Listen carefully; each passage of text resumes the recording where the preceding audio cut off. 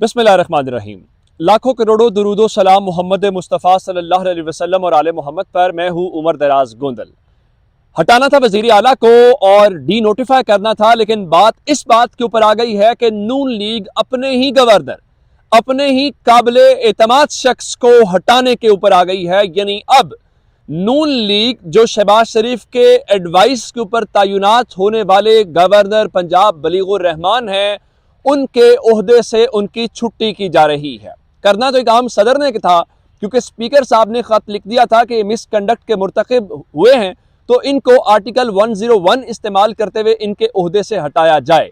लेकिन सदर को यह नौबत इसलिए नहीं आई कि गवर्नर साहब ने इस बात से इनकार कर दिया है कि वो पंजाब के वजीर आला को डी नोटिफाई करें। आप जानते हैं कि कल 10 बजे इजलास शुरू हुआ, रात तकरीबन को 12 साढ़े 12 बजे तक गवर्नर हाउस के अंदर इजलास चलता रहा और तवक्को ये थी जी डी नोटिफाई कर दिया जाएगा, लेकिन रात को डी नोटिफाई नहीं किया। उन्होंने सिर्फ और सिर्फ स्पीकर के मुतालिक उनकी रूलिंग के हवाले से कहा कि मैं इसको मुस्तरद करता हूं, जो कि उनका इख्तियार नहीं है, वो कोर्ट नहीं है, ये कोर्ट ही फैसला कर सकती है। आज फिर जब मैंने आपको दिन में वीडियो दी थी तो मैंने आपको बताया था कि वो बिल्कुल तैयार हैं अगले इजलास के लिए और डी नोटिफाई करने के लिए, जिसके बाद गवर्नर ने अपने कुछ करीबी लोगों से मुशावरत की, खासकर जो कानून के माहिरीन हैं, उन्होंने उनको कहा कि आप डी नोटिफाई मत कीजिएगा, ये चीज आपके गले पड़ जाएगी। और यही बात मुसर्रत जमशेद चीमा साहबा ने कल की थी कि आर्टिकल 6 लगेगा आपके खिलाफ। और राजा बिशारत ने भी कहा था कि हम तो असेंबली तोड़ के जा रहे हैं अवाम के पास, आप आइन तोड़ के कहां जाएंगे।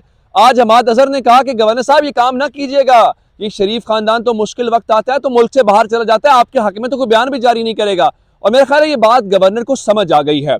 अब इनका जो इजलास हुआ वहां पे सर तोड़ कोशिश की गई है, लेकिन फिलहाल गवर्नर पंजाब ने वजीर आला पंजाब चौधरी परवेज इलाही को डी नोटिफाई करने से एक लिहाज से इनको कोरा जवाब दे दिया, चिट्टा जवाब जिसको कहते हैं ना, साफ इनकार वो कर दिया है। उसकी वजह क्या है? उसकी वजह यह है कि टेक्निकली ये जो खेलने की कोशिश कर रहे थे तहरीक इंसाफ इनसे ज्यादा अच्छा खेली है, जिसका मतलब है उनको कानून का भी पता है, उनको पार्लिमानी चीजों का भी पता है। अब अमली तौर पर वजीर आला पंजाब को आपने इत्तेमाद का वोट लेने का कहा, तो वजीर आला पंजाब ने यह तो नहीं कहा मैं इत्तेमाद का वोट नहीं लेना चाहता, और यह भी नहीं कहा मैं, बात सिर्फ इतनी है कि स्पीकर जिसने इजलास बुलाना है वो ये कह रहा है कि आप इजलास नहीं बुला सकते। तो मुकाबला है इस वक्त गवर्नर का और स्पीकर का, और जो स्पीकर की रूलिंग है उसको गवर्नर फैसला नहीं कर सकता कि ये तो ऐसे ही है, उसने कहा जी आपने गलत किया है, थोड़ी देर बाद स्पीकर कहेगा नहीं जी आपने गलत किया है। तो इसका मतलब है कि दोनों जो फ्रीकैन तनाजे के हैं वो ये तनाजा हल नहीं कर सकते, ये मामला अदालत में चैलेंज होना है। अब जब गवर्नर इस बात से इनकार कर रहे हैं तो उनको कहा गया है पीडीएम की और जो लीगी टीम है वो भरपूर कोशिश कर रही है कि उनके कंसर्न्स दूर किए जाए। गवर्नर को यह बताया गया है कि देखें अगर उनकी रूलिंग ठीक नहीं है तो उस रूलिंग को आप चैलेंज करें कोर्ट के अंदर, लेकिन अगर वजीर आला ने यह कहा कि भाई मैं इत्तेमाद का वोट कैसे लूं, मैं पंजाब असेंबली मैं चलाता हूं, या मेरा काम है, ये तो स्पीकर का काम है, तो अदालत 1 मिनट से पहले रिलीफ देगी चौधरी परवेज इलाही को, इसलिए वो डी नोटिफाई नहीं कर पा रहे। लेकिन अब खबर यह है कि नून लीग की टीम इस वक्त गवर्नर पंजाब के जो तहफुजात हैं, जो सवालात हैं उनके, जिस तरह मैंने आपको बताया, तो उनको दूर करने की कोशिश की जा रही है। अब खबर इस वक्त यह है, जो नईम अशरफ भट्ट साहब ने भी ARY के ऊपर ब्रेक की है, कि अगर गवर्नर पंजाब ने आज ये काम न किया, क्योंकि गवर्नर पंजाब को लेके कल नून लीग और नवाज शरीफ के हवाले से तो कल रात की खबरें चलाई जा रही हैं कि नवाज शरीफ ने हुक्म दे दिया, नून लीग ने कहा जी डी नोटिफाई करें, तो इसका मतलब ये है कि अगर इन्होंने ये ना किया तो अब ये उनको बाकायदा उनके ओहदे से हटाने जा रहे हैं।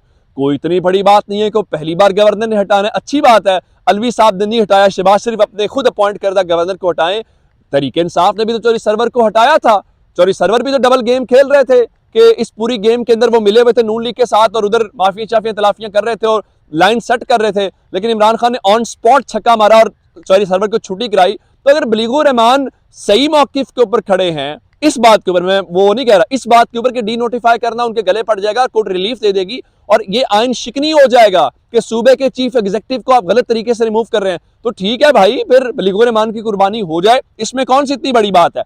अब ये मामला हो गया। दूसरी मैंने आपको खबर दी थी कि पाकिस्तान तहरीक इंसाफ ने यह फैसला किया है कि वो स्पीकर के सामने पेश नहीं होंगे और सुप्रीम कोर्ट जाएंगे।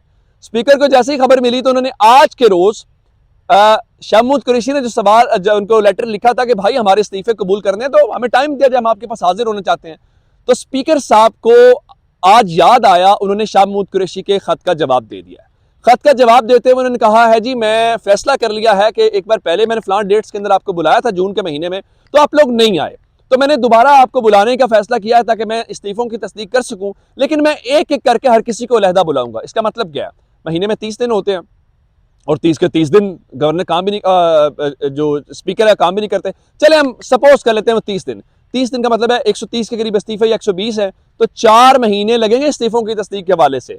तो अब ये डबल गेम जो खेलने की कोशिश कर रहे हैं, लेकिन पाकिस्तान तहरीक इंसाफ ने ये फैसला कर लिया है कि ये गवर्नर साहब, ये स्पीकर साहब वाले मसले के अंदर हमने नहीं फंसना, हमने जाना है सुप्रीम कोर्ट और उनसे ये कहना है कि देखिए जनाब हम इस्तीफे देना चाहते हैं और हम असेंबली में बैठना नहीं चाहते, तो हमारे इस्तीफे कबूल किए जाए और एक दिन हमें मुख्तस किया जाए और हमारे एक दिन के अंदर तस्दीक कर ली जाए। दूसरी जानिब अगली खबर सुन लीजिए कि इमरान खान का वो ज़ेबा चौधरी वाला आपको वाकया याद होगा, जब उन्होंने कहा था हम आपके खिलाफ एक्शन लेंगे, तो उनके खिलाफ तौहीन अदालत की केस की समाअत शुरू हो गई थी।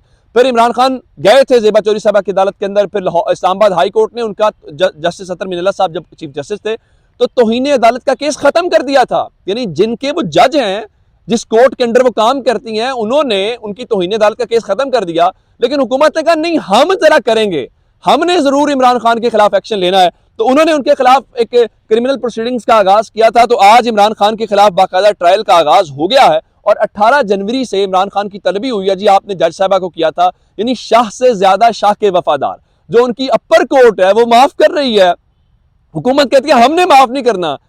आप बेगानी शादी में दीवाने कैसे बने हुए, आपके इससे क्या काम है। आगे चलिए, चले हुकूमत ये भी शौक पूरा कर ले। शहबाज गिल साहब वाला मामला आप जानते हैं, शहबाज गिल साहब, चूंकि आजम सवाती वाली मैंने आपको खबर दी थी कि आजम सवाती के मुतालिक आ गया जी आपने 2 बार नाम ले लिया जनरल बाजवा का, तो आपको जमानत नहीं मिल सकती, अदालत कायल नहीं है।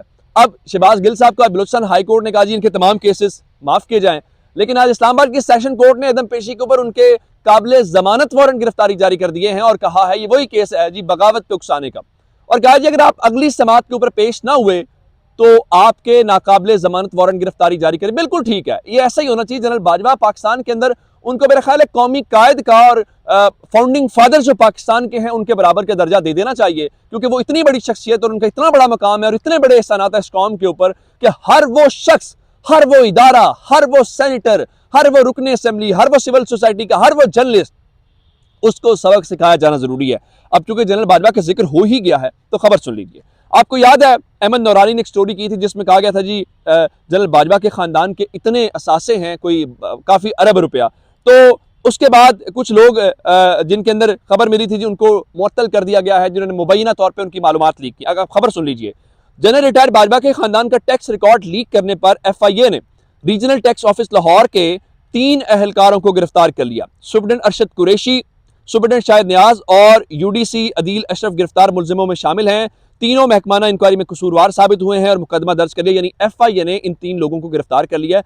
अच्छा किया इनको गिरफ्तार किया, इनको फांसी दो, इनको चौकों में लटकाओ। उसकी वजह क्या है, इन्होंने मालूमात लीक कर दी जनरल बाजवा की। इनकी हिम्मत कैसे हुई, कौम को कैसे पता चल गया कि जनरल साहब इतने अमीर आदमी हैं। फिर उस की बुनियाद के ऊपर आजम सवाती ने जलसे में पूछ लिया कि आर्मी चीफ इंडियन जो है उसके लाखों में एहसासे हैं, आपके अरबों में एहसासे हैं, तो ये तो इन तीनों को ऐसी सजा मिलनी चाहिए कि रहती दुनिया तक पता चले कि जनरल के बारे में आपने, जनरल बाजवा के बारे में आपने हरकत की थी। और फिर जरा इनको तो आप पकड़ रहे हैं, वो नजम सेठी जिनको आपने आज लगाया है चेयरमैन क्रिकेट बोर्ड, वो क्या कहते हैं, वो कहते हैं ऑडियोज और वीडियोस कौन फौज के बारे में उन्होंने क्या बात की है, जरा वो सुन लीजिए। तो फिर वो प्रेशर आने शुरू हो जाएंगे, ठीक है, क्योंकि ऑडियोज और वीडियो सिर्फ उनके पास है और किसी के पास नहीं है। सही। अच्छा, फिर फौज के जो लीडर्स हैं वो फिर थोड़े बहुत एक्टिव हो जाए।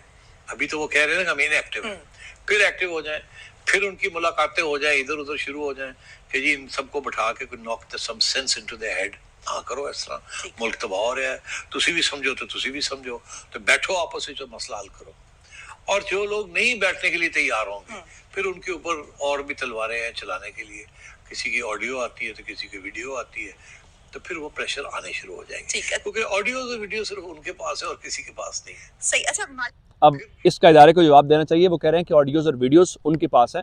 मेरा ख्याल है इस तरह से चेयरमैन इसलिए नजम सेठी को इन खिदमात की बुनियाद के ऊपर क्रिकेट बोर्ड का सरबराह बनाया गया। अपना बहुत सारा ख्याल रखिएगा। खुदा हाफिज़।